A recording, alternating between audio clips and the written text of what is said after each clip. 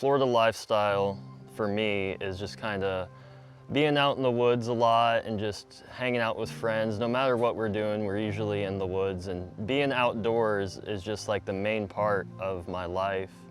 And it just feels like home to me. It's just nice, peaceful, quiet, and there's nothing that really does that for me. Nothing that really gives my heart peace like just being in the middle of nowhere, just listening to nothing, no ambulance, no sirens, no car noises, just nothing but the wind blowing and the trees moving.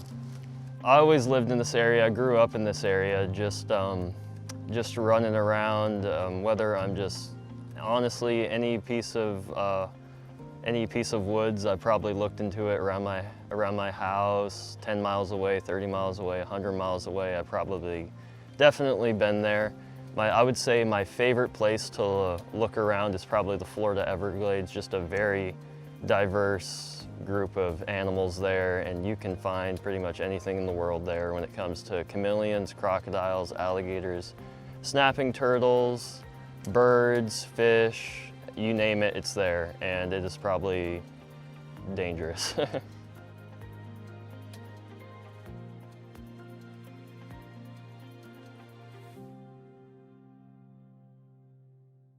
I would say my preparation for just catching, like, let's say, you know, a gator or a snake or a snapping turtle. Like you'll see on shows online, like, you know, you need this, you need a rope, you need to do this, this and that. It's not that hard, honestly. Like for a gator, depending on how big it is, like if you have like a, you know, you have like a little 6-foot gator, you know, you just either throw a treble hook on his back when he's in the water, or you put a rope around his nose and you bring him in, and then you just bring him up on shore, tire him out by just walking around him and touching his tail, and then eventually you just jump on his back, and you grab his kind of like, he has these big like jaws and like big fat, and you just kind of grab that, and you just sit on his back, you tape him up, take him where you need to take him, whether if he's a nuisance, you just take him away. For a python, you know, you'll see everybody online like, oh, you gotta come up from behind him and grab his tail. No, that's how you get bit. You just walk up behind his head and you just grab him like that, and then you got him. And then snapping turtles, you just come up behind them and you just grab their tail, and that's about it. You just grab their tail and lift them up, that's it. And if you grab anything but their tail, you're gonna get bit. I would say nighttime is probably the best time to catch anything. Anything you see in the day and catch, you just got lucky. During the rainy season, it's the best time to go catch pythons.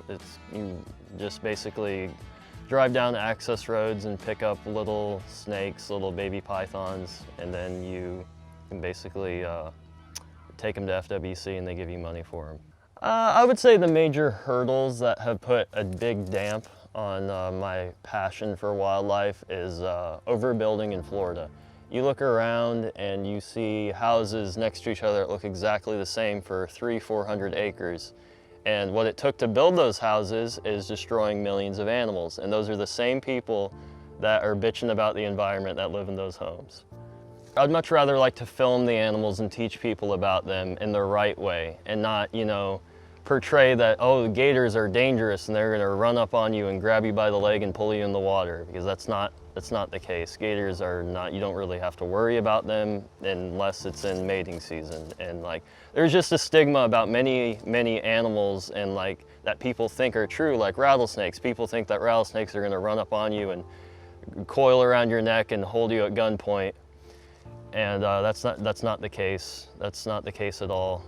And there's just a lot of animals that modern TV will portray as evil and bad, but that's not the case. That's just a way to make things dramatic, when in fact it's just a beautiful animal that just wants to chill and live its life.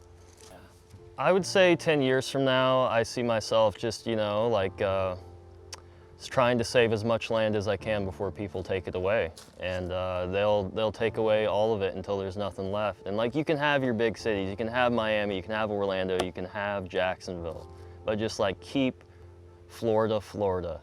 And that's all I'm asking. Just like this place here, like just keep it how it is.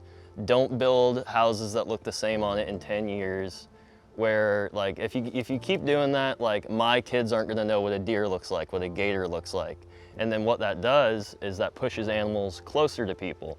And then that's when you start seeing gators grabbing kids, you know, deer hurting people, like just stuff like that. The Florida lifestyle for me is being outdoors. It just feels like home to me. It's just nice, peaceful, quiet, and there's nothing that really does that for me, nothing that really gives my heart peace.